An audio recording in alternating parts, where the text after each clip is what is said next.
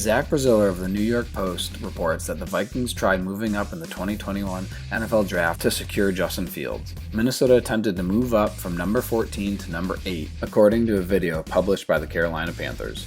But the trades fell through, and the Bears instead traded up from 20 all the way to 11 to draft the former Ohio State star.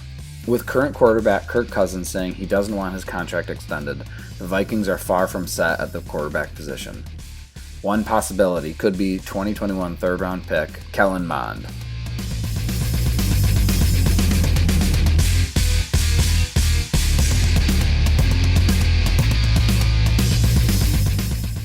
Lester Wiltfong of SB Nation reports that the NFL has a new player cutdown schedule for this upcoming offseason.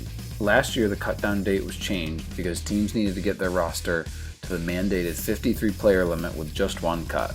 This year, the league announced that there will be 3 dates of cutdowns, all coming after each of the 3 preseason games. The league will again have a 90-man offseason roster after having 80 players the previous season due to COVID-19 restrictions. Teams can have 90 players until August 17th, which is the Tuesday after the first preseason games. On that Tuesday, 5 players must be cut.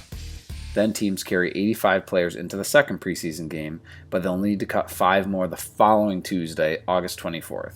Rosters can remain at 80 players until August 31st, the Tuesday following that, which is the third and final preseason game. At that point, each team must be down to the mandated 53 roster limit.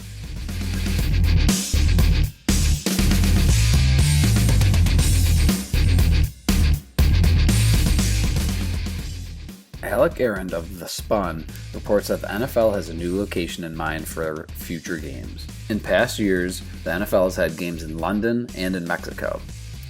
According to Peter King of Football Morning in America, Germany is in the mix to host a future NFL game. Why Germany? Because this is one of the fastest rising markets in the NFL viewership. This year, the NFL had 2.2 million people in Germany tuning into the Super Bowl. And you have to remember, that's the early hours of Monday for people in Germany. Plus, subscriptions to NFL Game Pass were up 30% worldwide last year, and that's a huge revenue stream for the NFL. We could see a game in Germany as early as 2022 or 2023. The NFL has worked hard to take the NFL and bring it to the rest of the world, and it appears Germany is next on their list.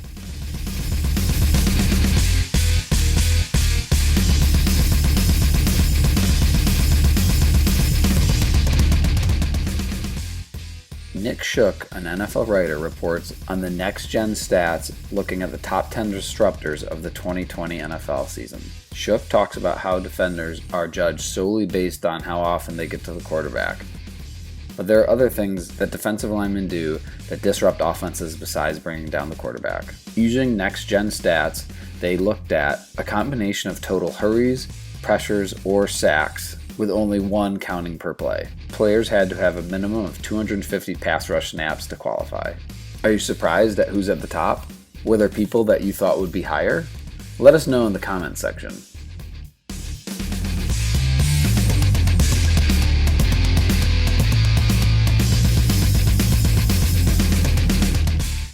Clutch Points Johnny Rocks reports that Patrick Mahomes has an insane goal for 2021. Mahomes claims that he's going for the best team NFL record. That's a perfect 20-0 season. The 2007 Patriots were the last team to go undefeated in the regular season but ended up losing in the Super Bowl. If there's a team in 2021 that can do it, the Chiefs have to be one of the top choices.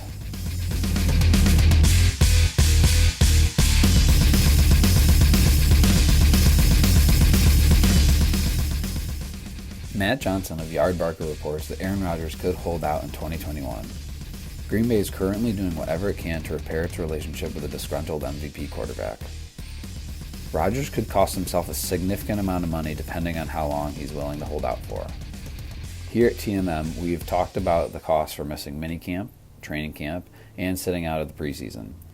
But if this drags into week 1 and/or Rodgers decides he's going to retire, Green Bay could go after and get back nearly $30 million from the disgruntled quarterback.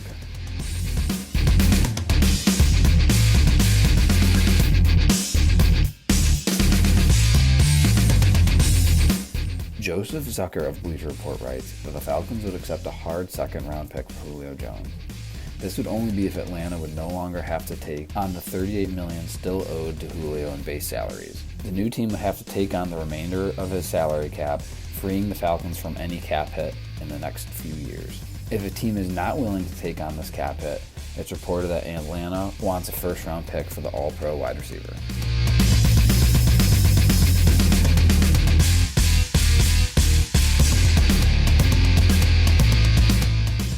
NFL Update tweeted an inside look at agent Eric Burkhart, the agent of former Arizona tight end Dan Arnold, negotiating with the Carolina Panthers for a new deal. Should we call Dan Arnold or Burkhart? See where that's at. Yeah. I haven't heard that he's signed anywhere, have you? I haven't heard anything about him. Just to see where it's at and... Okay. Samir, what up? What's up, doctor? Working through it, brother. Working through it. What do you got for me, man? You catch me at a good time. Look, I like your situation. I want the right situation for the kid. And I love y'all's play caller and what you're building there. So, I mean, I want to go catch a bunch of rocks. I'll do a 1 or a 2 year deal. I'm open for business. At the same time, the kid's never been paid. He's worked his ass off. I mean, you tell me what's fair. I mean, Would you do it? Would you do it 2 years for $4 million? bro, you've got to come a little stronger than that. I mean, we still have other needs. We still need to find a corner. I'd rather just do a fair deal that's good for both sides. 275 to 3 is not a fair deal for this kid. Gore, your comps on this kid. This is not like the blocking tight end who's never caught a ball. I mean, he caught 31 for 450. He has in 19. He's played 19 games basically since he was off a practice squad in New Orleans, and he had 6 touchdowns. I mean, you've been number 2 on your team in touchdown catches last year. He's the Cardinals' 3rd leading receiver. He had more yards than Larry Fitzgerald. He's 40% play time. Are you reading off something, or is this all by memory? This is all by memory. Half the league he called me on this kid. Talk to your guy and let me know. Come on. You talk to your guy and let me know. I know where we want. I know where we can go. I can't do it. Well, let me know if you change your mind. Okay, you too. All right, bye. See ya. Tight end Dan Arnold did eventually sign with the Carolina Panthers on a 2-year, $6 million deal.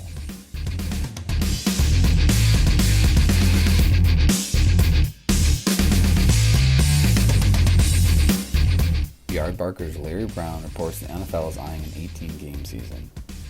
2021 will be the first year that the league expands to 17 games. Many people believe that it's a matter of time before we see the 18 games implemented. 18 games was the original target for NFL owners, but players were totally against it, and the owners eventually compromised to 17. For the NFL, more games means more money. The league is probably banking on the 17-game schedule going smoothly. Afterwards, they'll try and negotiate back to an 18-game season. Likely, if this does go over well, the players will want more in return, in particular, less preseason games.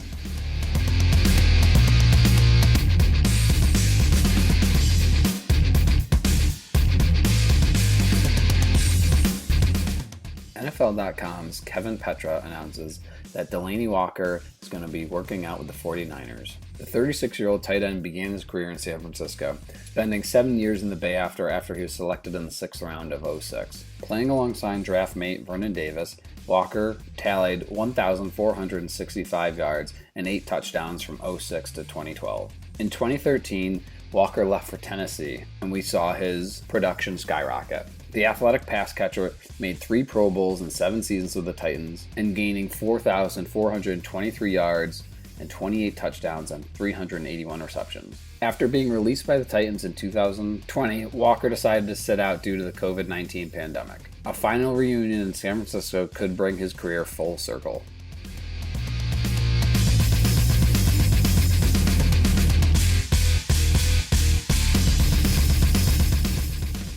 Adam Wells of Bleacher Report reports that Ben Roethlisberger felt it was necessary for him to take a pay cut in his new contract with the Steelers. I'm black and gold through and through, Roethlisberger said. I want to be here, I don't want to be anywhere else. Roethlisberger signed his new deal March 4th, and it's reported that the 6-time Pro Bowler reduced his salary from $19 million to $14 million and saved the Steelers $15 million in immediate cap space. The 39-year-old Roethlisberger is entering his 18th season. Last year, he threw for 3,803 yards with 33 touchdowns.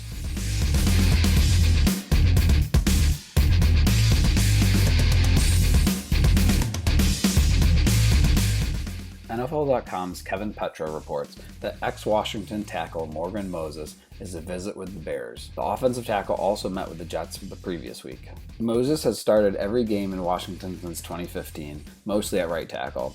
The 30-year-old did make 2 starts at left tackle last year, and he performed pretty well. After Washington added Charles Leno, the club shopped Moses via trade, but with 2 years left on his contract, they found no suitors. Now that Moses is free to decide where he wants to go, the veteran offensive tackle seems to have options.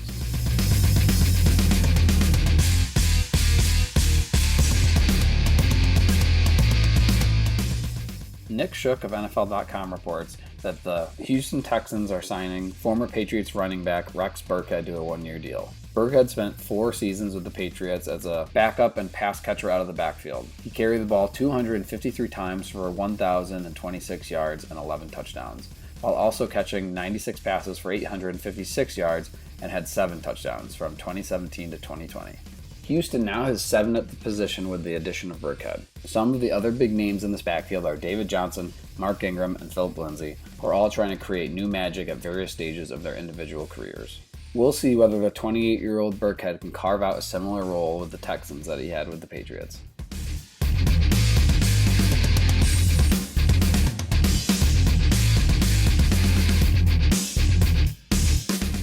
Jake Eelman of Sportscasting reports that Troy Vincent will make NFL history if Roger Goodell names him the league's next commissioner. The former Philadelphia Eagles defensive back has spent several years serving as one of Roger Goodell's closest confidants. The time could be approaching where Vincent, a Pro Bowl cornerback in his prime, eventually succeeds Goodell as commissioner. If that comes to fruition, the sports landscape as we know it will be changed in a historic way. Goodell turned 62 in February, and if he isn't stepping down yet, the time could be coming sooner than one might think. According to NBC Sports, the commissioner hasn't yet decided if he'll remain in power when his contract ends in 3 years. When Goodell eventually does move on, Troy Vincent has emerged as an early favorite to replace him. Vincent, who turns 51 in a couple days, is currently the NFL's executive vice president of football operations. Other than Goodell, few people in the NFL hold more power than the former Pro Bowl defensive back. The league has not had a former player hold the role of commissioner since before the AFL and NFL merger in 1966. None of the other 3 major American sports leagues have ever had an ex-player serve as commissioner. If Vincent breaks the glass ceiling, it will be interesting to see what other leagues follow.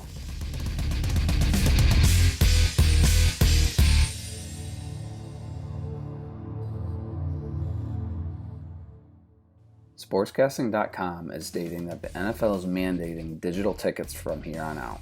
The NFL can't wait for stadiums to get back to full capacity, but Commissioner Roger Goodell plans on enforcing a new policy that will be a blow-up to scrapbookers everywhere.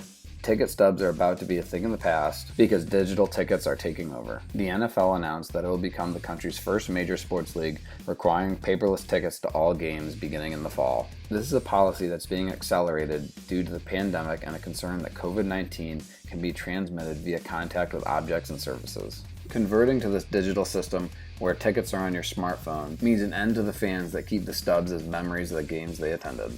On the other hand, it's another step towards reducing fraud and can make it easier for fans to sell unneeded tickets. According to Front Office Sports, the San Francisco 49ers, Atlanta Falcons, and Tennessee Titans are among the teams that are already taking technology farther by using cashless transactions at concession stands.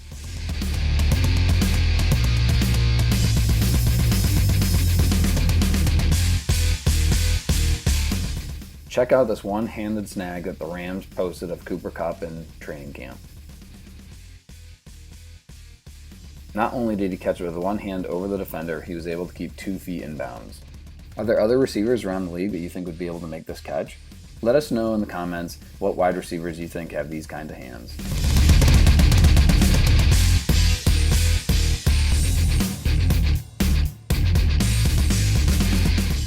Chris Rowling of Bengals Wire reports that Jamar Chase finalized his rookie deal with the Cincinnati Bengals. Chase has flown under the radar in the Bengals world because everyone's talking about Joe Burrow's comeback. However, Chase and the Bengals were able to come to a 4-year, $30.8 million agreement plus with a $19.7 million signing bonus. And the cap hit this year is only $5.6 million. Jamar Chase, Tyler Boyd, and D. Higgins are projected to be the top 3 wide receivers in the locker room. And all 3 of their cap hit combined accounts for $17 million against the cap this season. With Jamar Chase's signing, the Bengals have signed all 10 of their rookie draft picks from 2021.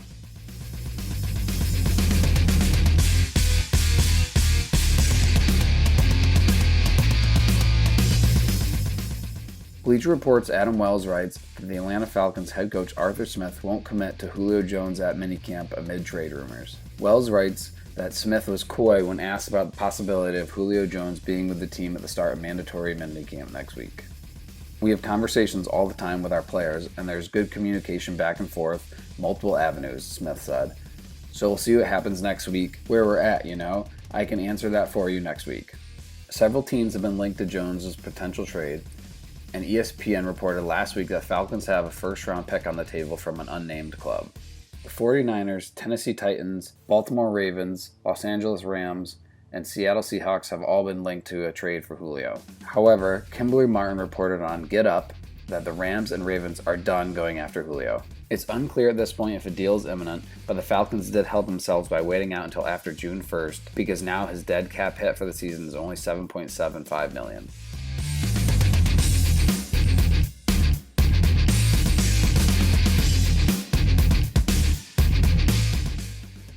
NFL.com's Nick Shook reports that Frank Gore is waiting for the right situation before he considers retirement. At 38 years old, it would be totally unsurprising if Frank Gore calls it quits.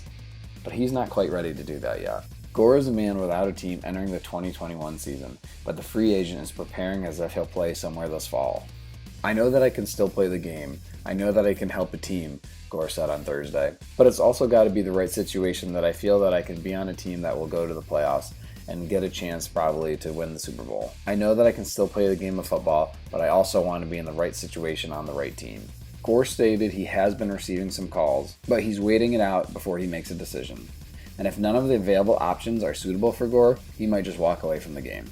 As it stands, Gore has exactly 16,000 career rushing yards, still 2,355 yards from all-time leader Emmitt Smith, and 726 yards from the late Walter Payton. Still, 1,600 is a very cool number to retire on. It sounds, though, as if Gore's not quite ready to do that yet. That's going to wrap it up for our NFL news. Thank you so much for watching. If you enjoyed the video, be sure to subscribe to TMM and click the bell to be notified whenever we post in the future. Stay tuned.